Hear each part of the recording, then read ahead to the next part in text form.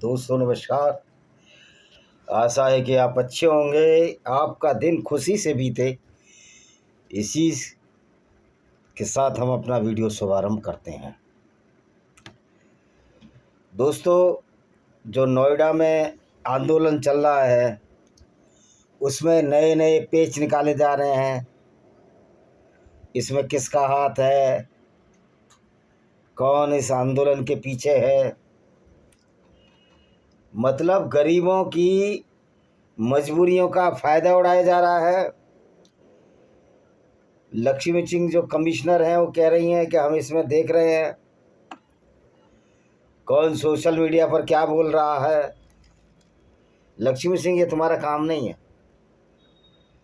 जो मूलभूत आवश्यकताएं हैं वो हर गरीब को मिलनी चाहिए, ये उसका हक है। बजाय इसमें जाने में कि बाहर के मजदूर थे, बाहर के लोग भी आए थे जिन्होंने हिंसा की। हिंसा करना किसी भी मायने में गलत है और इसकी कभी भी वकालत नहीं की जा सकती। लेकिन क्या ये फैक्ट्री वालों की हिंसा नहीं है कि उनको कम पैसे देना, कम ज़्यादा घंटे काम कराना, उनकी जर्नल आवश्यकताओं की पूर्ति, नित्य आवश्यकताओं की पूर्ति जब नहीं होगी तब वे व्यक्ति कैसे शांत चित्त रह सकता है। इस बात पर क्या गौर किया? नोएडा हिंसा के मूल जड़ में भूख है, प्यास है, वो जिजीविसा है जिसको एक गरीब आदमी झेलता है। मदरसन फैक्ट्री का मालिक 300 करोड़ का मुनाफा, 3000 करोड़ का मुनाफा हर साल लेता है। इसकी बैलेंस शीट देखिए, सारी कंपनियों की बैलेंस शीट देखिए, इनके मुनाफे इतने बढ़ते जा रहे हैं, कहाँ जाएंगे इस पैसे को लेकर। मैं जमशेदपुर स्टेशन गया था, जिसको टाटा नगर भी कहते हैं। वहाँ पर जमशेद जी टाटा का एक बहुत बड़ा फोटो लगा हुआ है और लिखा हुआ है कि जो चीज़ हम इस जंगल से, आदिवासियों से, लोगों से लेते हैं, ज़मीन से लेते हैं, तो ये हमारा फ़र्ज़ है कि वो लौटाएं। लेकिन आज का उद्योगपति इस बात पर चर्चा न कर, सिर्फ मज़दूरों का शारीरिक शोषण भी होता है, महिलाओं का आर्थिक शोषण कर रहा है और योगी आदित्यनाथ की पुलिस इस बात की समीक्षा करने में लगी हुई है कि इसके पीछे षड्यंत्र क्या है। मैं पूछना चाहता हूं कि जब आदमी को भूख लगती है, प्यास लगती है, तो उसके पीछे क्या षड्यंत्र होता है? उसके पेट की क्षुधा, उधर की भूख, उधर की भूख शांत करने के लिए हर आदमी की अपने जीवन को चलाने के लिए आवश्यकता है कि उसको भरपूर खाना मिले, भरपूर स्वास्थ्य लाभ मिले और भरपूर दवाइयाँ मिले और नित्य जीवन की आवश्यकताओं की पूर्ति हो। तो ये सबसे बड़ा षड्यंत्र तो देश की सरकारों का है। योगी आदित्यनाथ जैसा आदमी जो अपने को योगी कहते हैं, उनको क्या मालूम है वो एक बंदर को भी केला खिलाते हैं क्योंकि उनके पास फल रहते हैं। लेकिन क्या गरीब आदमी के पास जो 10-11 हज़ार की मजदूरी कर रहा है, उसके पास ये व्यवस्था है कि वो अच्छा भोजन पा सके? ये बीजेपी की सरकार है जिसने लोगों की पेंशन बंद की। इन IAS और IPSओं को भी भूलना नहीं चाहिए कि आपकी भी पेंशन बंद हुई। वो अलग बात है कि भ्रष्टाचार की सीढ़ियाँ चढ़ते हुए आप कितनी भी टट्टी खा लो, कितनी भी लैट्रिन खा लो, क्योंकि रिश्वत एक तरह की टट्टी होती है जो आदमी खाता है, स्वादिष्ट लगती है। इन लोगों से, भ्रष्टाचारी लोगों से तो जानवर अच्छे हैं जो अपनी क्षुधा की पूर्ति के लिए, भूख के लिए 2400 घंटे लगे रहते हैं, और जब भूख शांत हो जाती है तो वो आदमियों की तरह भ्रष्टाचार नहीं करते। तो दोस्तों, ये नोएडा में जो हिंसा हुई है, ये संकेत है भारत एक बड़ी क्रांति की तरफ बढ़ रहा है। और जब पुलिस उन पर लाठी चलाएगी, गोली चलाएगी, तो कोई भी व्यक्ति क्या मार खाता रहेगा? क्या गरीब आदमी मार खाने के लिए हैं? लेकिन सरकारी संपत्ति को जलाना अपराध है, क्योंकि संपत्ति को बनाने के लिए फिर से श्रम लगेगा, पैसा लगेगा और समय भी लगेगा, तो वो काम गलत है।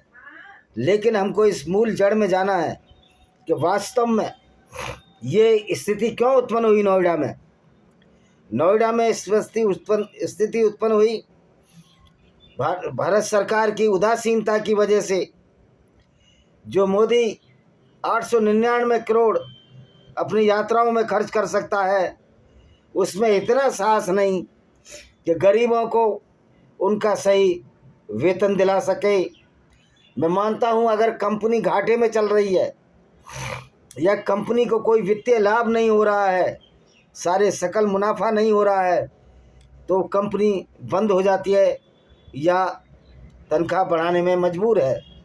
लेकिन यहाँ तो मदरसन जैसी कंपनी 3000 करोड़ रुपए हर साल बचा रही है। ये सहगल जो कि ऑस्ट्रेलिया में रहता है मालिक, वो इस पैसे का क्या करेगा? सोचने वाली बात है कि जिस तरह से नोएडा की औद्योगिक क्रांति को दबाने की कोशिश की गई, वो वैसा ही है जैसा कि इंग्लैंड में जब औद्योगिक क्रांति के दौर से गुजर रहा था और लोगों को, गरीब बच्चों से चिमनियाँ साफ कराते थे, और गरीबों के बच्चे इंग्लैंड में बेचारे चिमनी साफ करते हुए फेफड़ों की बीमारी से अल्पकाल में ही कवलित हो जाते थे, मर जाते थे। तो यही हाल यहाँ है। आज कितने लोगों पर पुलिस ने लाठी बरसाई है। पुलिस वालों को ये भूलना नहीं चाहिए कि तुम्हारे भी भाई बहन सारे के सारे पुलिस में नहीं होंगे, पब्लिक में होंगे और छोटे मोटे रोजगार कर रहे होंगे। आपकी मजबूरियां हैं,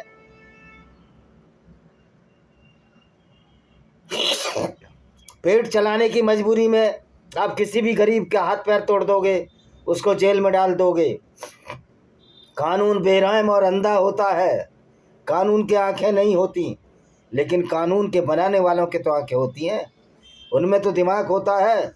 मैं योगी जी को चैलेंज करना चाहता हूँ, वो तो अकेले हैं, 10,000 रुपये में अपना गुजारा करें। जिस तरह की जीवन शैली वो बिताते हैं, तखत पर रहें, फ़ोनों का इस्तेमाल कम से कम करें, नहीं कर पाएंगे इसमें गुजारा। तो दोस्तों, ये क्रांति बहुत बड़ी पहल है और ज़रूर एक दिन मज़दूरों का उनका हक मिलेगा। हम सबको सड़क पर उतरने की ज़रूरत है और हम अपने पुलिस वालों से भी अपील करते हैं, इस मानवीय पहलुओं को ध्यान में रखें। आप नक्सलियों को अमित शाह सिर्फ इसलिए ख़त्म कराया जिससे कि वहाँ अभी बस्तर में जो सड़कें बनी हैं, कल ही बस्तर टाकीज के विकास तिवारी जी ने वो बताया है कि सड़क कैसे धंस रही है। यानी कि इसमें कोई शक और शक की गुंजाइश नहीं। जब नक्सली थे तो कोई भी, ये फॉरेस्ट वाला हो या प्रशासनिक अधिकारी, भ्रष्टाचार नहीं कर पाता था। अब भ्रष्टाचार का बोलबाला है और इस भ्रष्टाचार से अमित शाह के दोस्त अडानी और अंबानी पलते हैं। याद रखना चाहिए, जिस दिन देश की पब्लिक जागरूक हो गई, देश के पब्लिक के हाथों में अधिकार आ गया, फिर भी हम ये कहना चाहते हैं कि अराजकता की स्थिति उत्पन्न ना हो। हाँ, अगर अराजकता की स्थिति उत्पन्न होती है तो उसमें दोष सरकारों का है, उसमें दोष नीति बनाने वालों का है कि गरीब मजदूरों को उनका पूरा वेतन क्यों नहीं मिल रहा।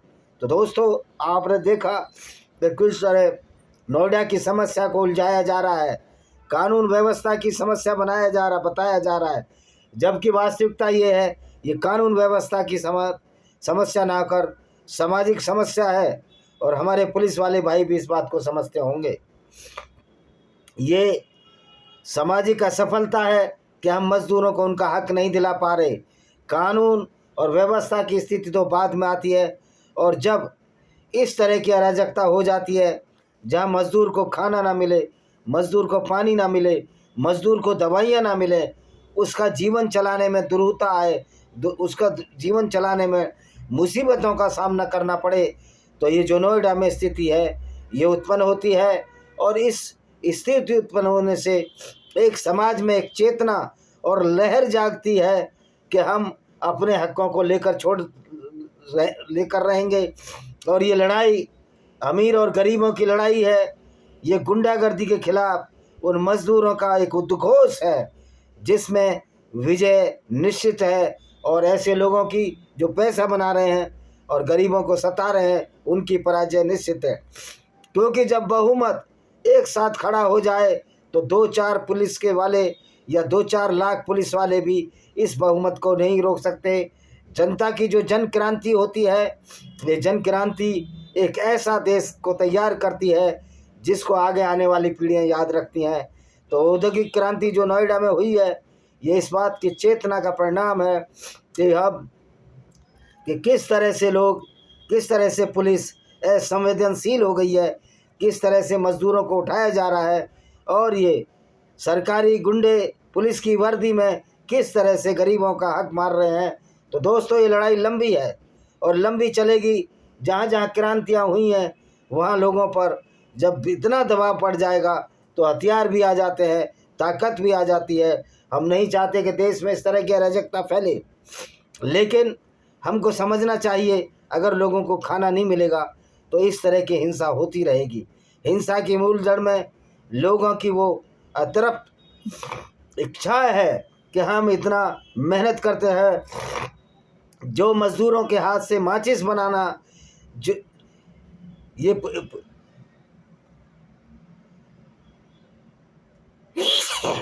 जो मजदूर माचिस बनाते हैं, हथियार बनाते हैं, हर जगह मजदूरों का योगदान है। बिल्डिंगें बनाते हैं, आपके लिए मिसाइलें बनाते हैं, जगह जगह जाकर आपके हथियार बंदूक बनाते हैं, हर कारखाने में। इनको भी ये सरकारी मजदूर मानिए। तो ये जो नोएडा का आंदोलन था, स्वतःस्फूर्त आंदोलन था, इसमें कोई षड्यंत्र नहीं था। ये आंदोलन उस चेतना की प्रतिक्रिया थी कि जो आज गरीब और मजदूरों में जाग गई है कि हम अपना हक लेकर रहेंगे। इसी के साथ हम इस वीडियो को विराम देते हैं। वंदे मातरम। जय हिंद। आपका दिन शुभ हो।